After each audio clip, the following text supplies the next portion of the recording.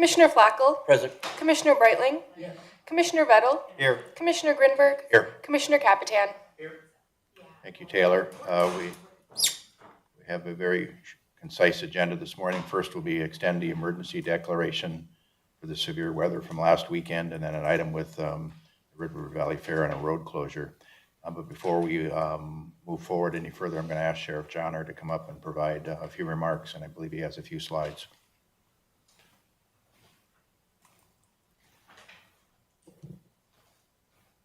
Thank you, Mr. Chair and members of the commission. What I thought we would maybe do this morning is bring everyone up to speed as to where we are right now and kind of how this whole thing started and everything that we've done up to this point, if that's all right with the board. And I do have a slideshow. Catlin indicates that he needs to change it back there, so occasionally I'll ask him to switch slides. So on Friday, as everyone is aware, last week Friday, the 20th, we were aware, the sheriff's office were aware that a pretty bad storm was going to be entering into Cass County. And based on that, we had set some of our patrol units out strategically to the western part of Cass County so we could respond to any emergencies that might arise out there to shorten response times and give people assistance if they needed it. Around 11 p.m. On Friday evening, I was contacted by our patrol sergeant, Sergeant McNamara, who indicated that it was getting very bad out there. We had some trucks that were overturned on the interstate, and he was asking for additional resources at that time. So I activated a couple additional resources to include myself and started to head out towards the western part of the county. And on my way out there, we were alerted that there was a residence that had lost their roof, and our staff was dispatching to that area to check on those individuals to make sure that they were okay. Callan, if you want to advance the slide there. And so I just kind of want to give everyone an idea. I think most of you know that a majority of Enderlin, this is Enderlin down here. This is not in Cass County, this is in Ransom County. State 46 that runs right here is the Cass County line. It does encompass just the north part of Enderlin, but a majority of Enderlin is to the south. And this is State Highway 38, or Cass County Highway, 38, that runs up through Alice up to the interstate. And so the area that I'm referring to is going to be this area right here where the main destruction of the tornado traveled through. So if we could move to the next slide, Callan. It's just going to close it a little bit. And so this is just funneling in a little bit further. These are going to be the houses right here that were extremely damaged. This is where we had the loss of life, and the tornado traveled through this area and went north. And as it went north, another farmstead to the north is where we also had some loss of life. So anyways, the one more slide, Catlin. And one more, I'm sorry. Okay, so this was the residents that experienced the initial roof loss that we initially dispatched to, and at the time that we went there, we weren't aware of the residents just to the east where we had the fatalities. And so we got to this area and started visiting with these residents here. There were some storm chasers out in the area, and they told us that the residents to the east had been severely damaged. It was no longer there. And that they had located some individuals that were deceased at that time. One thing I do want to mention out of respect for the individuals that had lost their life is the individuals' name were Michael Dane and Catherine Dane. And I think it's important for this board to know that Matthew Dane, who is the armor for our agency, or that was his grandfather, and Gabby Dane, who is, is one of our patrol deputies, who's married to Matt. And so this obviously is a huge effect for them. If you can go to the next slide, Catlin. So this is that first initial residence that we responded to. Next one. Next one, please. And this is the Dane residence that was totally demolished in the tornado, so you can see how it swept through the area there. So we went over, we responded to that area. Of course, we're dealing with the scene there, and some of the first responders indicated that they were going to leave that scene and travel north and track the storm and see if anyone else was injured. And then that was when they came across the other individual who was deceased, identified as Marcario Lucio. So again, our thoughts and prayers go out to the families of the lost victims in this situation. So that obviously we stayed out that evening and we processed the scene out there and did a press conference early that Saturday morning. And then as I was driving the command vehicle, let me back up and indicate that the North Dakota Highway Patrol, Enderlin Fire, Lisbon Ambulance, Alice Fire, Castleton Ambulance, West Fargo PD sent some officers out to that area. And the Clay County Sheriff's Office offered us assistance as well. We didn't have them come out there, so I think that was important to note because we appreciated their assistance. And so we did the press conference that morning. I was driving the command vehicle back into town, and I received a phone call at that time from the mayor of Page, Jim Hydorn. I did not know that there was damage at the north edge of the county at that point. He contacted me and he said, we need FEMA up to Page. And I said, okay, what's going on? And he said, our town is destroyed. It's not here anymore.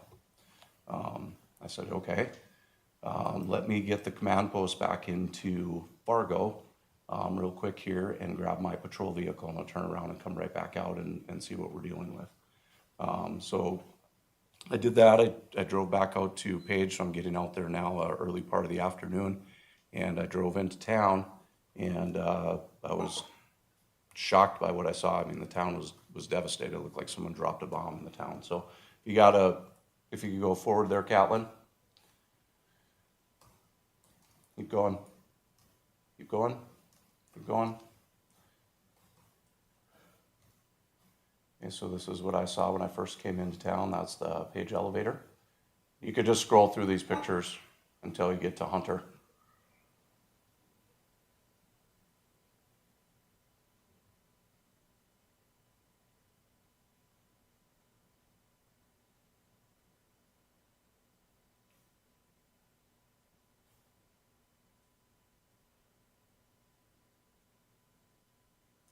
A number of the streets were impassable. Obviously, the power was out.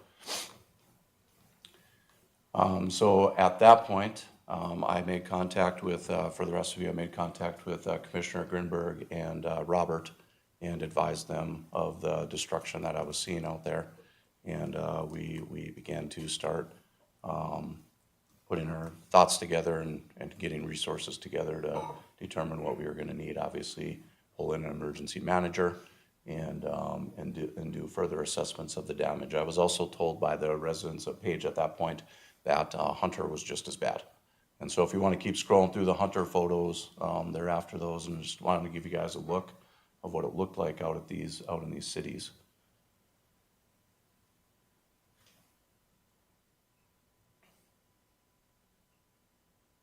These are Hunter photos.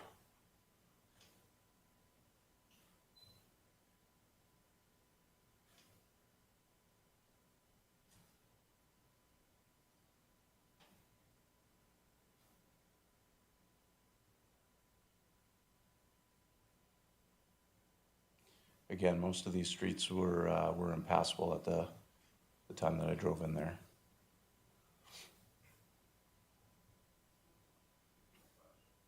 Okay, and so that spurred everything. That started everything, and so then, like I mentioned, Robert and myself and Commissioner Grinberg, Ms. Peters, started putting our minds together on what we needed to do. I met with both city leaders from the city of Page and Hunter, and we began setting up a staging location and a command center. The staging location command center in Page was the Page Fire Hall, and in Hunter it was the Hunter Ambulance. When I was in Hunter, they told me that the city of Erie was also decimated. I don't have pictures from here, but it looked very much like that. And as we all know here, the city of Erie does not have a city council. They're an unincorporated city. They're more like a village. They have approximately 25 people that live there. And so I eventually drove over there, and it was, they just didn't have the resources to deal with what we were looking at. So we set up those command centers, the city started working, and we just over the next couple of days started getting resources into those cities, trying to locate people that could help them with recovery efforts. We started setting up volunteer hotlines, and that was very successful. We started getting a number of volunteers, but really we wanted to get those staging and command centers located so that we could identify what resources were going to be needed to begin these cleanup efforts and get people somewhat back to some normalcy. All three cities all had power loss, so the power was out for several days in those cities. People's food and stuff like that was starting to get bad at the cafe and things of that nature. So we were starting to have some issues with water, people being able to get water and food and things like that. So we quickly contacted the Red Cross through working through our group that we had set up and the emergency manager, and got them on board, and they started bringing out supplies to those cities so we could assist people in that effort. Since that time, we've just been running daily meetings. I've been going out to Page early in the morning. We've been meeting with the city just to keep things on track, keep things moving, continually get them the resources. The same with Hunter. They are still continuing their cleanup efforts. They still have volunteers coming out to the city and helping. Erie is done. We've had volunteers go out there. That's been cleaned up. Their power is restored. The cities of Page and Hunter have most of their power restored, but not all of it. So we're continually working through that. We, as the sheriff's office, when we have stuff like this, transition to 12-hour shifts so we can have more resources out and assist, do extra patrol and things of that nature. It gets us extra patrol staff when we do that. So we started that on Monday, and we've been in that response effort since that time. I've had someone specifically assigned up to the north corridor that continually goes between Page, Erie, and Hunter. So that, number one, they see our car. If they need something, they can approach that person, ask for things. Obviously, they have the staging area set up so they can go there as well, but just actually having our people there as a resource where they can communicate with me and we can get them the things that they need. But in addition to that, we have a lot of people going out to these areas and wanting to photo things, and they're getting in the way of recovery efforts. So we've had to address some of those issues. Some of the other things that we've dealt with is a number of garages, residents, things of that nature can't be secured anymore.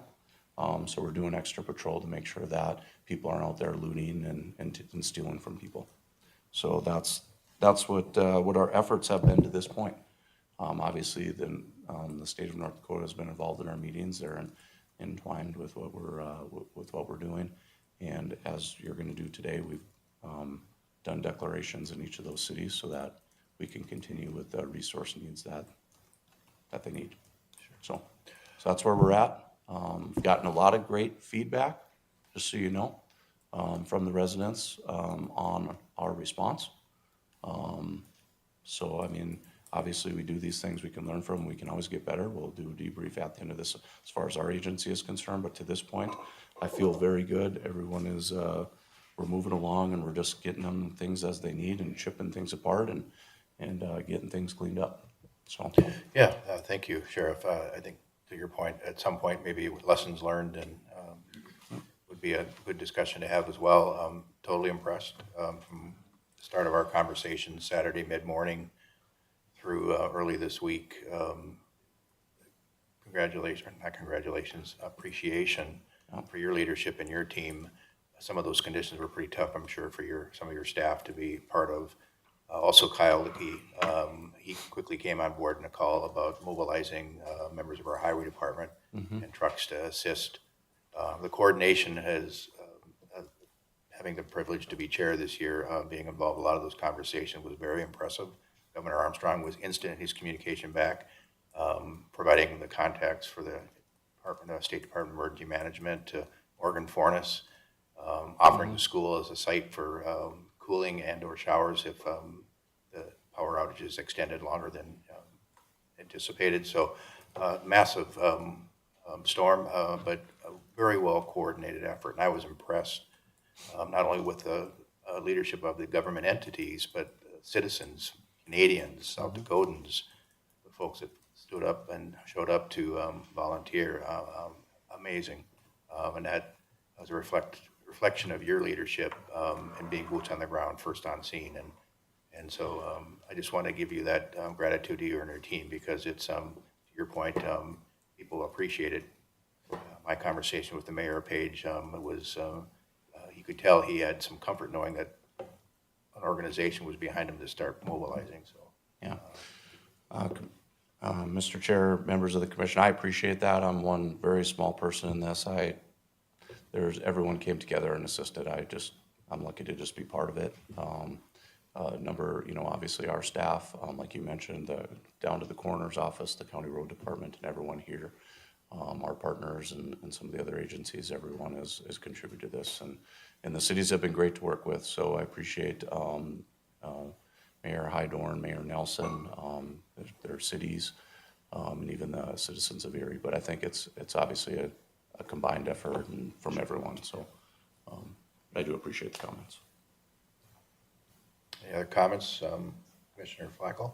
Yeah, kind of say some of the same thing, but, deep appreciation to, all the people that you and from your office, I know you put in, and they put in really, really long and stressful days. I met with Bill when I was up north, met with Mr., Officer Gress, and, all the first responders, the volunteers, like Commissioner Grinberg had said, from 3 states in Canada, Northwood, various little communities, and that's one of the great things about this part of the world is people coming out to help their neighbors. And the beauty of North Dakota is, well, they say it's small, but we're small and very nimble, and we can get things done faster than most places can even identify there's a problem, and everybody put their egos in the back shelf in order to make sure we're doing everything possible for those individuals that were impacted. And a big tip of the hat to the TV and radio folks, because, their meteorologist gave great advance. I was on radio on Friday, and the one, Dean Wysocki came in and interrupted and said, "We have a bad one coming tonight." And that was unprecedented. I've never heard him come on. And it's things like that that really help us prepare for the worst, which did happen. So, and again, sympathies to the family that lost their loved ones. I think we're at 4 now, as I understand it. And there's just, and it is so devastating to look at those pictures.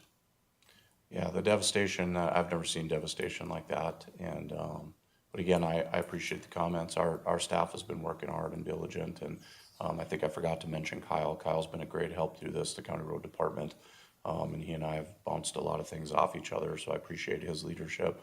But yeah, just everyone's input, everyone had contributed to the progress that we've made. There's still a lot to be done, left to be done. But we'll continue to be out there and be available for our citizens and protect them. Commissioner Biddle? This is really just a direct message for you, Sheriff.